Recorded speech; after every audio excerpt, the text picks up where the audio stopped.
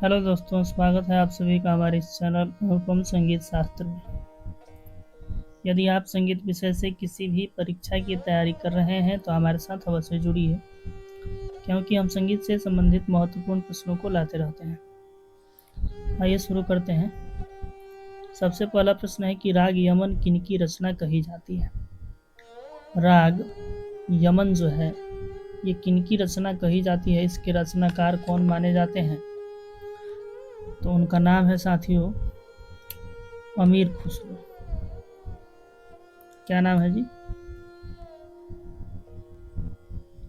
अमीर खुसरो।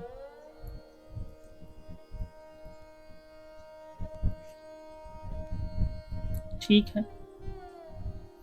अगला प्रश्न है कि राग यमन का गायन समय क्या है। राग यमन का गायन समय रात्रि का प्रथम प्रहर है।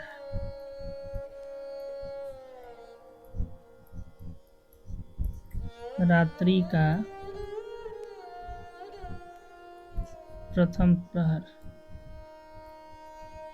रात्रि का प्रथम प्रहर है। और यह राग जो है ये आपका पूर्वांग प्रधान राग है। क्या है? तो पूर्वांग प्रधान है।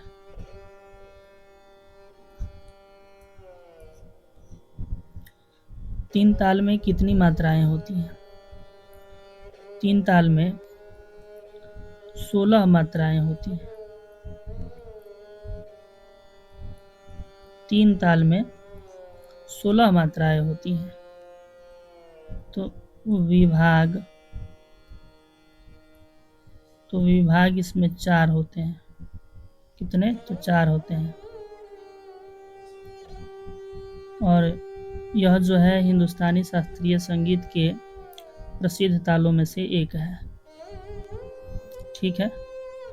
तथा उत्तर भारतीय संगीत पद्धति में ये अधिक प्रचलन में है। और इसके साथ हम बात करें तो मसीद खानी गत, रजा खानी गत, छोटे ख्याल और तराने अधिकतर तीन ताल में ही गाए जाते हैं।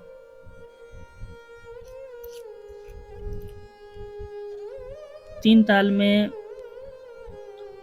कितने ताली होते हैं? तीन ताल में कितने ताली होते हैं? तो इसमें आपका 3 ताली होता है। कितना? तो 3 ताली होता है। कौन कौन सा?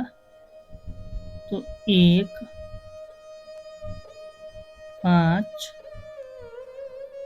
और 13 पर। 1, 5 और 13 मात्रा पर इसमें ताली होता है। और खाली की अगर बात करें तो खाली वो आपका 9वीं मात्रा पर इसमें खाली होता है। इसमें 4 विभाग होते हैं और प्रत्येक 4-4 का होता है। प्रत्येक विभाग जो होता है वो 4-4 मात्राओं का होता है। ठीक है। दादरा कितने मात्रा की ताल है? दादरा कितने मात्रा की ताल है? तो ये आपका 6 मात्रे की ताल है। दादरा में 6 मात्रा होते हैं। और इसकी जो प्रकृति होती है यह चंचल होती है। चंचल होती है। ठीक है।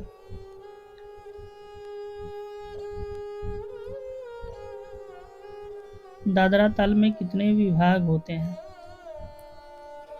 तो दादरा ताल में 2 विभाग होते हैं। 2 विभाग होते हैं। कितने की जी? तो 3-3 मात्रा के 2 विभाग होते हैं। 3-3 मात्रा के 3-3 मात्रा के 2 विभाग होते हैं। इसमें पहली मात्रा पर ताली होता है।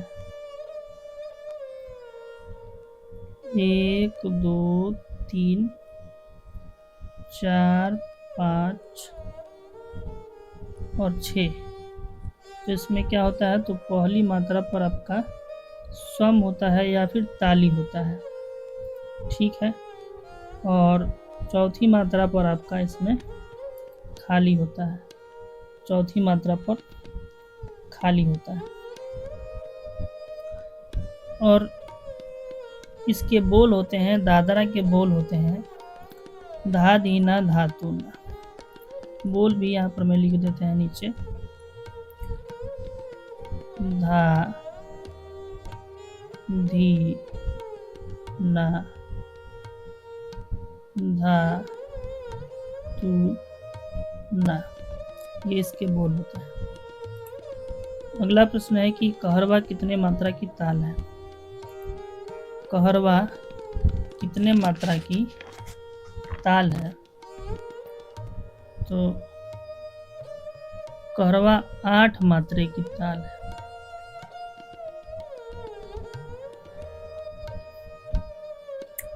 इसमें 2 विभाग होते हैं।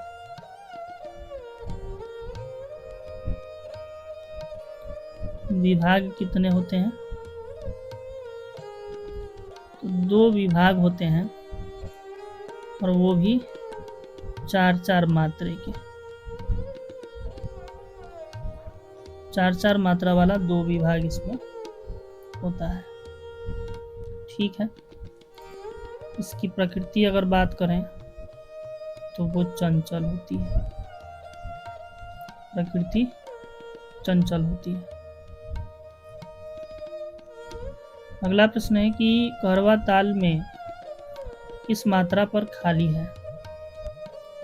कहरवा ताल में किस मात्रा पर खाली है। जिसमें 5वीं मात्रा पर खाली है।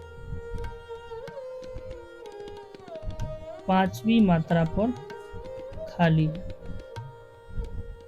इसका बोल है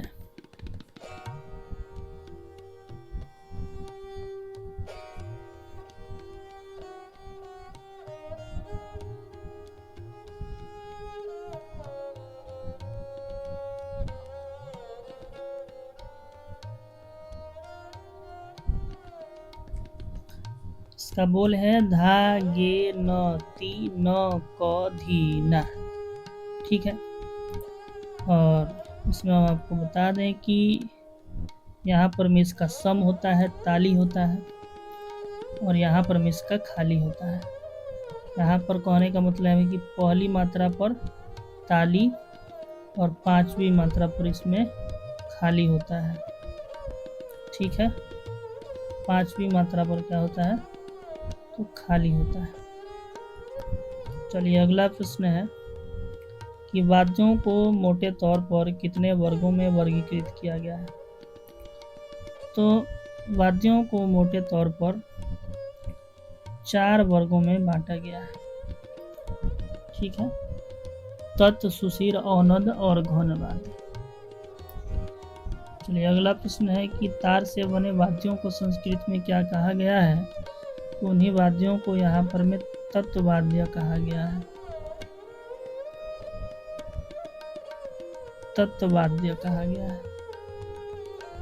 अगला प्रश्न है कि तत्वाद्यों को ध्वनि के उत्पादन की विधि हेतु मुख्य कितनी श्रेणियों में वर्गीकृत किया गया है। तो इन्हें 3 श्रेणियों में वर्गीकृत किया गया है। कितने, तो 3 श्रेणियों में। पहला है आपका मिज़राब द्वारा बजने वाला, दूसरा है गज द्वारा बजने वाला, और तीसरा है आघात से बजने वाला, जैसे कि संतूर। संतूर पर आघात से बजाया जाता है, जबकि यह भी एक तत्ववाद्य है। गज द्वारा बजने वाला वाद्य है वायलिन या फिर सारंगी, और मिज़राब से हम बीना या फिर गिटार सितार को बजाते हैं। ठीक है। अगला प्रश्न है कि 2 पर्दे वाले वाद्यों का उदाहरण दें। 2 पर्दे वाले वाद्यों का उदाहरण यहाँ पर दिलरुबा हो जाएगा।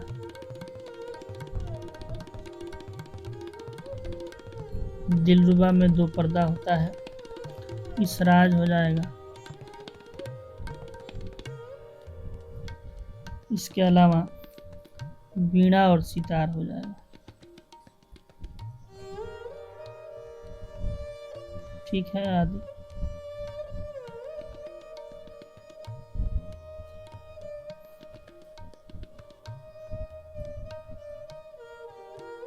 अगला प्रश्न है आपका यहाँ पर में कि फूंक से बजाए जाने वाले वाद्यों को क्या कहते हैं? मतलब वैसे वाद्य जिन्हें फूंक कर ध्वनि निकाला जाता है, उन वाद्यों को क्या कहते हैं? तो उसे सुशीर वाद्य के नाम से जाना जाता है। सुशीर वाद्य, सुशीर वाद्य। सुशीर वाद्य के सबसे बड़े उदाहरण हैं बांसुरी, हारमोनियम, शंख, तुरही इत्यादि। भगवान श्री कृष्ण से कौन सा वाद्य यंत्र जुड़ा है? तो आपने सभी देखा होगा, भगवान श्री कृष्ण के हाथ में मुरली, जिसको बांसुरी भी कहते हैं।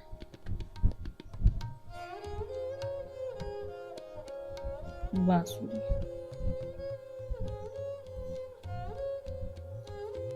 अवनद का अर्थ होता है ढका हुआ। एक बर्तन या एक फ्रेम जैसा उपकरण जो चमड़े से ढका हुआ होता है, क्या कहलाता है? इसी प्रकार के वाद्यों को हम अवनद वाद्य के नाम से जानते हैं।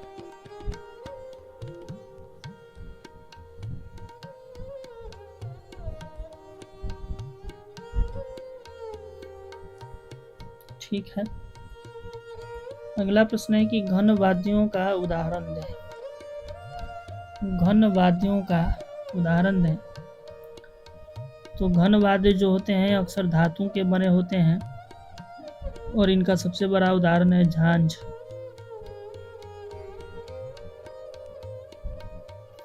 उसके बाद मंजीरा और खड़ताल भी आपका एक घन वाद्य है। उसके बाद आपका घंटा, घंटा भी घन वाद्य है। अगला प्रश्न है कि तानपुरा अथवा तंबूरा से कोई धुन या सरगम नहीं बज सकता, तो फिर इसका उपयोग किस लिए किया जाता है? तो हम आपको बता दें कि इसका उपयोग मूल आधार स्वर की निरंतर गूंज के लिए किया जाता है। ठीक है, तो यहाँ पर में आप लिख सकते हैं कि आधार स्वर की गूंज हेतु, गूंज हेतु। ठीक है। अगला प्रश्न है कि तानपुरा में कितने तार होते हैं? तानपुरा में तो सामान्यतः इस प्रश्न का उत्तर 4 ही होता है, किंतु इसमें मिनिमम 4 और मैक्सिमम 6 तार भी हो सकते हैं। ठीक है, कम से कम 4 और अधिक से अधिक 6 तार। वैसे सामान्य तौर पर इसका आंसर 4 होता है। तानपुरा का नीचे वाला गोलाकार भाग क्या कहलाता है? तो तानपुरे के नीचे वाले गोलाकार भाग को हम तुम्बा के नाम से जानते हैं। क्या कहते हैं? तुम्बा कहते हैं। और यह क्या होता है? तो यह लौकी का बना होता है।